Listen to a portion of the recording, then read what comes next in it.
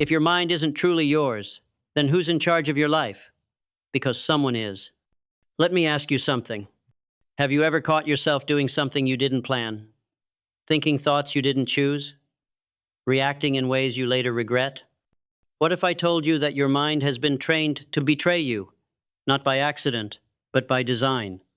You believe you're in control, but in reality you've outsourced your power to invisible forces. Distraction, fear, habits, the opinions of others. And here's the punchline. If you fail to control your own mind, you may be sure you will control nothing else. Not your money, not your time, not your emotions, not your future. So the real question is not, how do I control my life? The real question is, who's controlling the controller? Before you learn how to master the world, your career, your money, your destiny, there is one battlefield you must conquer. And it is the battlefield that most men fear the most, their own mind. Because you cannot lead armies if your thoughts are disobedient. You cannot command wealth if your focus is fractured. You cannot build legacy if you are a slave to impulses. Let me be clear from the start. If you fail to control your own mind, you may be sure you will control nothing else.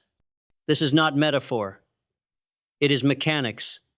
And today, I will show you why every man must win this invisible war or lose everything. The average man believes he is in control. He wakes up, checks his phone, gets dressed, goes to work, replies to emails, watches the news. But what he does not see is this. Every single thought he entertains, every reaction he repeats, every distraction he obeys is a thread pulling him further away from his own sovereignty. Most men are not free. They are simply functioning. They live under mental occupation, a silent takeover by social conditioning, emotional loops, childhood scripts, fear-based narratives, addictions disguised as entertainment. They are not at the steering wheel of their life. They are in the back seat, rationalizing where the car is going. You were not born distracted. You were programmed to be.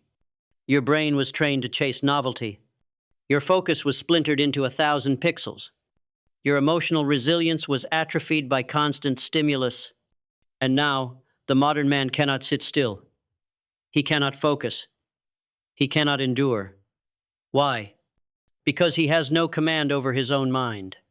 He reacts instead of responds. He escapes instead of reflects. He scrolls instead of decides. And a man who cannot command his mind cannot command his mission. Now, don't confuse mind control with emotional repression. We are not talking about being cold, robotic, or numb. We are talking about sovereignty, the ability to decide what you think, when you think it, how long it stays, and what it creates. That is the ultimate freedom. And it is earned, not given. The uncontrolled mind is like an untrained dog. It barks when unnecessary. It bites at the wrong time. It ruins the room. The trained mind, however, it sits. It waits. It performs with precision. Think of a man who wants to build wealth, but every time he's about to invest, he hesitates from fear. Or a man who wants to lead, but his emotions explode under pressure. Or a man who wants to love deeply, but his jealousy and wounds sabotage connection. Do you see? It's not the world stopping him. It's the lack of command inside.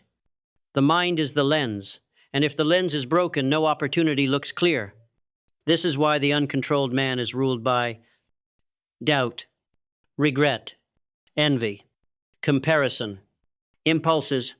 He blames the outside, but the real enemy is untrained, ungoverned thought. Here is the big idea, the one principle most men overlook. You don't rise by controlling more things. You rise by controlling one thing, your inner world. Because when you master your thoughts, you master your decisions. Your decisions, you master your actions. Your actions, you master your outcomes. Your outcomes, you master your life. It's not magic, it's mental sovereignty. And it is the only power that can never be stolen, faked, or outsourced. Most people talk about mindfulness as if it's a luxury. It is not. It is leverage. A man who controls his mind gains emotional resilience, he feels, but he's not enslaved by feelings. Focus, he can go deep while the world goes shallow. Time he doesn't waste hours recovering from distractions. Energy he stops draining himself with mental noise. Power he becomes his own source of direction. And perhaps most of all, he becomes immune to manipulation. Because a man who rules his thoughts cannot be ruled by others. You don't need to master the stock market. You don't need to master public speaking. You don't need to master 10 habits at once. But if you want to live a life that's truly yours, you must master this: the power to decide what lives in your mind and what does not. Everything else is downstream. So now that we've torn away the illusion that you can control the world while your mind remains undisciplined, let us turn to the question that few ask, but all must face. How do you actually take command of the mind? Because awareness is only the first step. True transformation demands architecture. It demands mechanics. You don't stumble into self-control. You build it brick by brick, decision by decision. And here's how. Step 1. Observe without identity. The average man is trapped in a loop. He thinks a thought and believes it's true. He feels an emotion and believes it must be obeyed. But the first power of mental command is this: observation without identity. You are not your thoughts.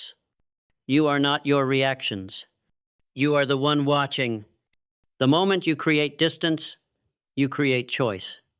You are no longer a puppet of every impulse. You become the director of your own inner stage. Practice this. Notice the voice that says, "You're behind." Hear the voice that says, "You'll fail," but do not answer. Just observe. And soon you will see how often that voice is lying. Step 2. Install command rituals. Discipline is not born from motivation. It is forged in rituals. You must embed into your day a handful of non-negotiable commands. Wake with intent. No phone. Go straight to presence. Direct the mind through journaling, breathwork, silence. Engage the body. Movement triggers mental resilience. Script your priorities before the world scripts them for you. These rituals are not for productivity. They are for programming. Every morning you are either reinforcing your sovereignty or surrendering it. There is no in between. Step 3. Master thought substitution. You cannot simply stop a negative thought. Nature abhors a vacuum.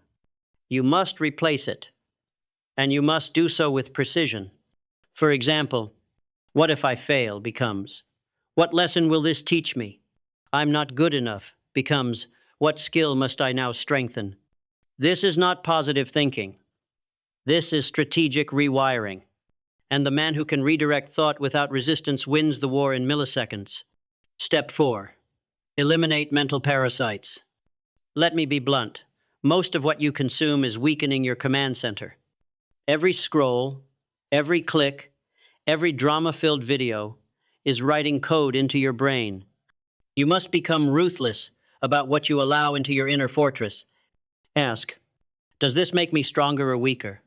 Does this build clarity or confusion? Is this aligned with who I'm becoming? If the answer is no, cut it out. Mental sovereignty demands discernment. And discernment is not restrictive. It is elite. Each pause is a rep in the mental gym. And over time, you become a man who no longer obeys emotional urgency. And that is rare. Step 6. Condition the inner dialogue. The world will speak noise at you all day. So your inner voice must be the strongest one in the room. That means no self-insults, no sarcastic self-attack, no passive defeatist mantras. Your mind is always listening. So make sure your commands are commands. Say, "I execute. I adapt. I finish." Say it before it's true. Say it until it becomes. Because repetition is how software is installed. And you are building a command center. Step 7. Use environment as leverage. Mental control is not built in isolation. Your environment reinforces your sovereignty or dissolves it. You must curate your space, remove chaos. Curate your people, remove noise. Curate your inputs, remove weakness. Create a setting where discipline is the default. Because even the strongest will break in a weak environment. But a powerful environment? It carries you when willpower fades. Final lock-in. Your mind is your servant. Never forget, your mind is not your enemy. Your mind is your servant, but only if you train it. If not, it will rebel. It will sabotage. It will control you. And then you will wonder why the world is so chaotic, when really, it's just mirroring your internal disorder. Control your mind, or control nothing else. The choice and the tools are now yours. There is a quiet war being waged every day. Not in the streets, not in politics, not in boardrooms, but inside the minds of millions of men. And here's the uncomfortable truth. Most are losing. They look normal. They dress well. They appear successful. But beneath the surface, their mind is in chaos. Their attention is hijacked. Their peace has vanished. They are not free. They are functional prisoners. The digital weaponization of attention. Let us not pretend this is all by accident. You are being hunted not physically, but neurologically. Your attention is the most valuable currency of the 21st century, and trillion-dollar companies are fighting to control it. They do not want your money first. They want your mind. Why? Because once they own your attention, they own your choices. They own your desires. They own your future. He who commands attention commands behavior. And so they design infinite scrolls, engineer dopamine hits, use colors, sounds, and algorithms to bypass your will. And if you are not trained, you will mistake addiction for preference. You will believe distraction is normal. You will never realize you've been conquered. The cost of losing this war. What happens when you lose control of your mind? You lose focus, confidence, direction, energy, inner peace, and over time, you lose yourself, because the man who cannot sit with his own thoughts eventually forgets who he is. This is why most men today are drowning in constant comparison, chronic overthinking, emotional fragility, sleepless nights, endless scrolling. They are not weak. They are untrained. And the consequence of that untraining is not just discomfort. It is a life mislived. Why mind control has become the new elite skill. In ancient times, power came from land. Then it came from industry. Then from information. But today and in the future, power will come from the ability to control your attention, your emotion, and your perception. Those who master this will move faster, create clearer, decide better, lead stronger. Because while the masses drown in stimulation, the sovereign man can hear his own thoughts. And in a noisy world, that is revolutionary. The quietest man becomes the most dangerous. The psychology of the untrained mind. Let's look at what happens inside the untrained mind. Every thought is taken personally. Every emotion becomes a command. Every trigger creates a storm. Every opinion becomes law. This is not freedom. This is mental slavery. And worst of all, it feels normal. Because everyone around you is equally hijacked. But when you begin to break free even slightly, you will feel the difference. You will hear your own voice again. Recognize manipulation instantly. Experience stillness. Regain time. Rebuild strength. And you will wonder, why didn't I do this sooner? Mind control is not extremism. It's excellence. Some people hear mind control and recoil. They picture cults, extremism, or robotic behavior. But real mental control is not rigid. It is refined. It is the man who thinks before he speaks, chooses his responses, delays gratification, selects his battles, clarifies his purpose. He's not cold, he's composed. He's not numb, he's directed. He does not seek to dominate others. He seeks to govern himself. And that is the highest form of power, the ripple effects of mental mastery. When you master your mind, everything improves downstream. You lead your family better. You build wealth with strategy, not impulse. You attract respect by your presence, not performance. You navigate chaos without becoming chaotic. People begin to trust your leadership, Not because you're loud, but because you're centered. And in a stormy world, the centered man becomes the lighthouse. Final thought. The world is not getting quieter. It is not slowing down. It is not protecting your peace, which means your mind must become stronger than the noise. The man who trains his attention, harnesses his emotions, builds his internal fortress, will live a life that is powerful, clear, and deeply fulfilling, because he will not be owned. He will not be pulled. He will not be lost. He will be sovereign. And in this era, that makes him unstoppable. Let us now turn to the final ascent. We have exposed the illusion. We have examined the mechanisms. We have acknowledged the war. Now let us equip the man who dares to command himself. Because mental control is not just protection, it is advantage. It is how the few rise while the many react. It is how the calm lead while the loud crumble. It is how you reclaim the throne of your own life. Let me walk you through the 4 final upgrades that separate the sovereign man from the enslaved mind. 1. Turn mental control into predictable power. The man who controls his mind is not more intelligent, he is more precise. He knows what time he performs best, what triggers drain him, what conditions create flow, what environments ignite creation. He doesn't wait for inspiration. He manufactures it. He builds predictable access to his best self, and this makes him unstoppable.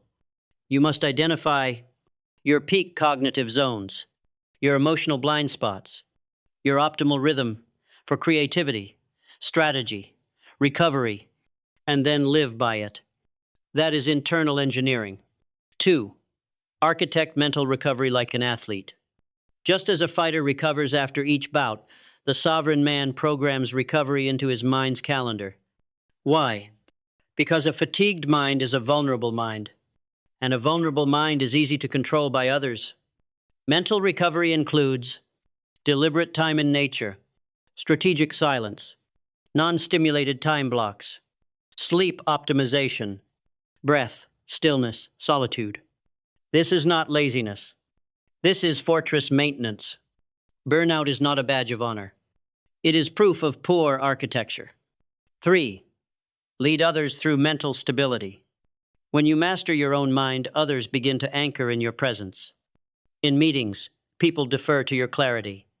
In crisis, they watch your reaction. In uncertainty, they borrow your certainty. This is not charisma. It is command aura. You don't need to shout. You don't need to rush. You radiate composure. That's the result of thousands of quiet victories over your own impulses. And it becomes contagious. Because people crave direction and the sovereign man provides it. Not by forcing, but by being. 4. Become the architect of your identity. Ultimately, mental command allows you to do what few ever attempt. Consciously shape who you are becoming. You are no longer the product of your past. You are no longer hostage to your habits. You design your identity. You sculpt your character. You engineer your archetype. Daily, deliberately, relentlessly. And the man who does this, he becomes his own myth, not by pretending, but by repeating, because repetition is the hammer of the gods, and you are forging yourself on the anvil of your attention. Final word. The world has never been more hostile to clarity, which means clarity has never been more valuable. The man who trains his mind truly trains it, becomes a living paradox, calm but powerful, silent but strategic, present but ruthless. He doesn't ask for control. He embodies it. And so life bends, not out of luck, but out of respect, because the man who controls his mind is the man who controls everything else. If you've made it this far, I don't need to tell you you are different. Most people scroll past power. You stayed. You studied. You remembered what you're made of. Now I ask you, will you let this be another spark that fades? Or will you turn it into fire? If this message struck something deep in you, if you know that now is the time to reclaim your mind, then here's your next move. Subscribe to this channel. Turn on notifications so you don't miss a single weapon of wisdom. and share this message with someone else who's ready to rise. The war for your mind is real, but now you are armed. Let's rebuild the world one sovereign mind at a time. We rise together.